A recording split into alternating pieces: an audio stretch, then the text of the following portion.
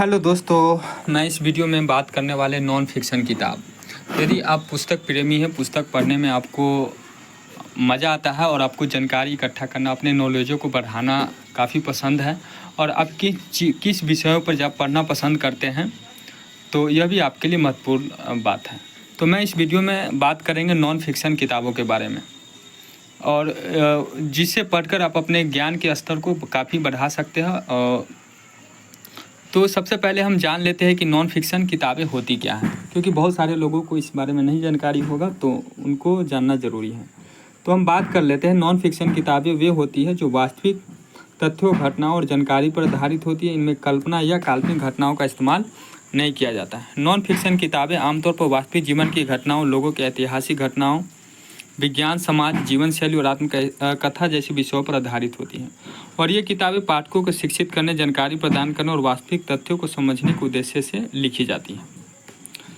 उदाहरण के रूप में बात करें तो इतिहास की किताबें, जीवन विज्ञान संबंधी किताबें और समाचार पत्रों के लेख नॉन फिक्शन श्रेणी में आते हैं। तो चलिए हम आगे बात करते। भारत में बहुत सारे लेखक हैं जिनके द्वारा बहुत सारी किताबें लिखी गई हैं, जिनको पढ़कर समझकर हम अपने ज्ञान के स्तर को, नॉलेज को बढ़ा सकते हैं। तो चलिए हम उन सारे चीज़ों के बारे में एक एक करके बात करते हैं।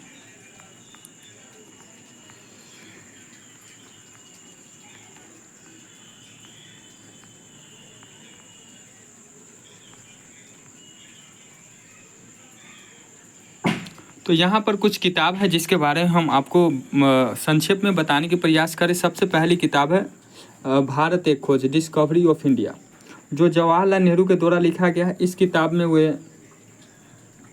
भारत के इतिहास, यहाँ की संस्कृति, सभ्यता और स्वतंत्रता संग्राम का व्यापक वर्णन किया है। नेहरू की यह पुस्तक भारतीय इतिहास और समाज को गहराई से समझने के लिए अनिवार्य मानी जाती है। दूसरी किताब है my experience with truth, the story of my experience with truth, जो महात्मा गांधी की आत्मकथा है। महात्मा गांधी की आत्म जिसमें उन्होंने अपने जीवन के विभिन्न पहलुओं, उनके सिद्धांतों, सत्य और अहिंसा के प्रति उनकी प्रतिबद्धता और उनके स्वतंत्रता संग्राम के अनुभवों का वर्णन किया है। यह पुस्तक गांधी जी के विचारों और उनके व्यक्तिगत संघर्षों को समझने का एक महत्वपूर्ण स्रोत है। भारत पाकिस्तान युद्ध 1971, एक विश्लेषण, श्रीनाथ राघवन ने इस पुस्तक को लिखा है। यह पुस्तक 1971 के भारत और पाकिस्तान युद्ध और बांग्लादेश के स्वतंत्रता के इतिहास पर आधारित है। इसमें युद्ध के राजनीतिक, कूटनीतिक और सैन्य पहलुओं का गहन विश्लेषण किया गया। इंडिया आफ्टर गांधी, रामचंद्र गुहा, यह पुस्तक भारत के स्वतंत्रता के बाद के इतिहास पर आधारित है और इसमें देश के राजनीतिक, सामाजिक और आर्थिक बदलावों का विश्लेषण किया गया। रामचंद्र गुहा ने इस पुस्तक में स्वतंत्रता के बाद के भारत की चुनौतियों और उपलब्धियों को गहराई से समझाया है। Why I am a Hindu, एक शशि थरूर ने इस पुस्तक को लिखा है।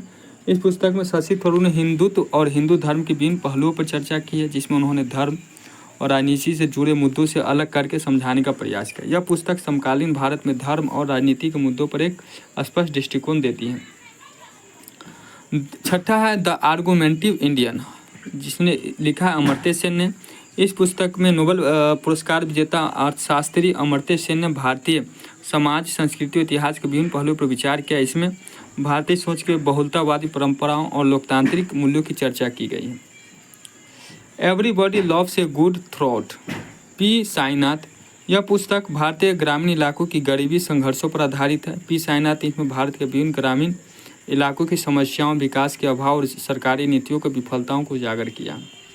The man who knew infinity, Robert Kanigel, यह पुस्तक महान भारतीय गणितज्ञ श्रीनिवास रामानुजन की जीवनी है, जिसमें उनके गणितीय योगदान और जीवन के संघर्ष का विवरण दिया गया है। रामानुजन की कहानी विज्ञान और गणित की भारतीय प्रतिभा के महत्व को दर्शाती है।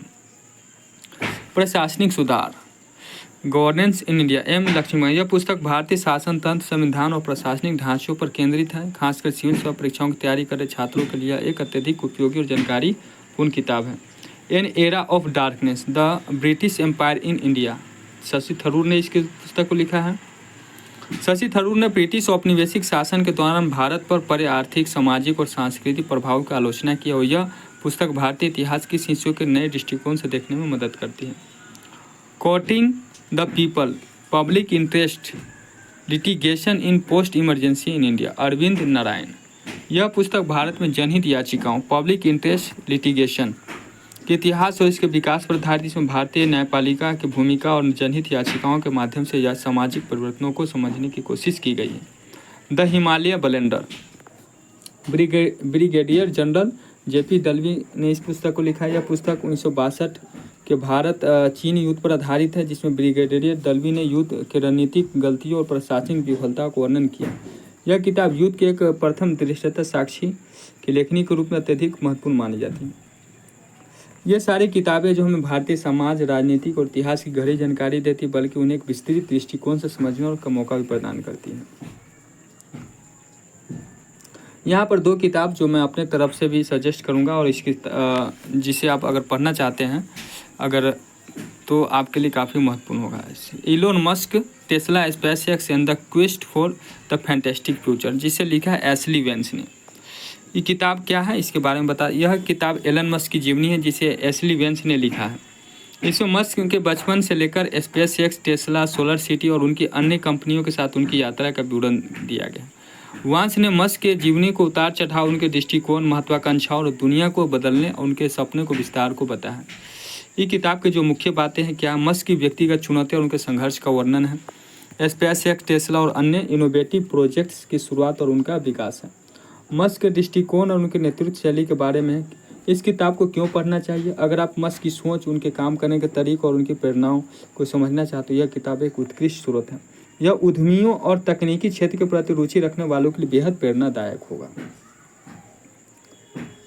The turbulent years, Pranab Mukherjee, यह किताब क्या इसके बारे में बात करते हैं। यह भारत के पूर्व राष्ट्रपति प्रणब मुखर्जी की आत्मकथा का दूसरा खंड है, जिसमें उन्होंने 1980 से 1996 तक की राजनीतिक घटनाओं और उनके राजनीतिक जीवन का विस्तार से वर्णन किया। इस अवधि में भारत में अनेक महत्वपूर्ण राजनीतिक और सामाजिक परिवर्तन हुए थे और प्रणब मुखर्जी ने उस समय एक महत्वपूर्ण भूमिका निभाई थी। इस किताब की मुख्य बातें क्या हैं? 1980 से 1996 तक भारतीय राजनीतिक महत्वपूर्ण क्षणों पर विचार किया गया। इंदिरा गांधी, राजीव गांधी, पीवी नरसिम्हा के राव के साथ उनके राजनीतिक अनुभव, आर्थिक सुधारों और राजनीतिक के उतार चढ़ाव का वर्णन है। यह किताब क्यों पढ़ना चाहिए? यह किताब भारत की राजनीतिक व्यवस्था को समझने के लिए बेहद महत्वपूर्ण है, खासकर उन लोगों के लिए जो भारतीय राजनीति में दिलचस्पी रखते हैं। प्रणब मुखर्जी के अनुभव से यह पता चलता है कि कैसे भारत की राजनीति उस दौर में बदल रही थी और कैसे उन्होंने उस बदलाव को देखा। दूसरी जो कि उन्हीं का किताब है, द कोलिएशन ईयर्स, 1996 से 2012, प्रणब मुखर्जी। किताब क्या है, इसमें किस बारे में लिखा गया है? यह उनकी आत्मकथा का तीसरा खंड है, जिसमें 1996 से 2012 तक के वर्षों का वर्णन किया गया। इस अवधि में भारत के गठबंधन सरकारों का अनुभव किया है और मुखर्जी ने इसमें महत्वपूर्ण भूमिका निभाई। उन्होंने अपने अनुभव और चुनौतियों के विस्तार से बताया है। इस किताब की जो मुख्य बातें हैं, 1996 से 2012 के दौरान भारत की गठबंधन सरकारों की कहानी है। प्रणब मुखर्जी की वित्त मंत्री और विदेश मंत्री के रूप में भूमिका है। उनके राष्ट्रपति बनने की यात्रा और राजनीतिक चुनौतियों का वर्णन है। इस किताब को क्यों पढ़े? यह किताब उन लोगों के लिए जरूरी जो भारतीय राजनीति के आधुनिक युग को समझना चाहते हैं। प्रणब मुखर्जी ने अनुभव, गठबंधन राजनीति की पेचीदगियों और उनके नेतृत्व कौशल को उजागर करते हैं। Elon Musk, the life lesson and rules for success, influential individuals. यह किताब क्या है? यह एक छोटी और प्रेरणादायक पुस्तक जो एलन मस्क की जीवनी यात्रा और उनके संघर्ष सफलता के नियमों पर केंद्रित है। इसमें मस्क के जीवन से महत्वपूर्ण सबक लिए गए और बताया गया कैसे उन्होंने अपने लक्ष्य को प्राप्त किया।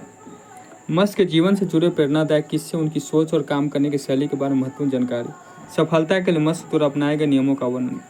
यह पुस्तक उन लोगों के लिए जो मस्क की जीवन शैली, उनकी सफलता के नियमों को तेजी से समझना चाहते हैं। यह छोटी लेकिन प्रेरक पुस्तक जीवन के विभिन्न पहलुओं एक सरल तरीका प्रदान करती है।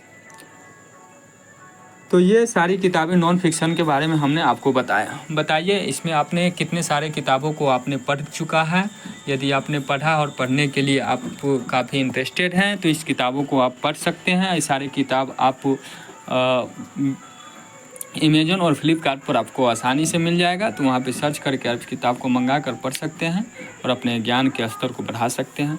वीडियो आप लोगों को कैसा लगा आप लोग कमेंट में बताइए, और अगर आप लोगों को वीडियो अच्छा लगा तो अपना सुझाव ज़रूर दीजिए ताकि मैं और भी वीडियो आप लोगों के लिए लाता रहूं।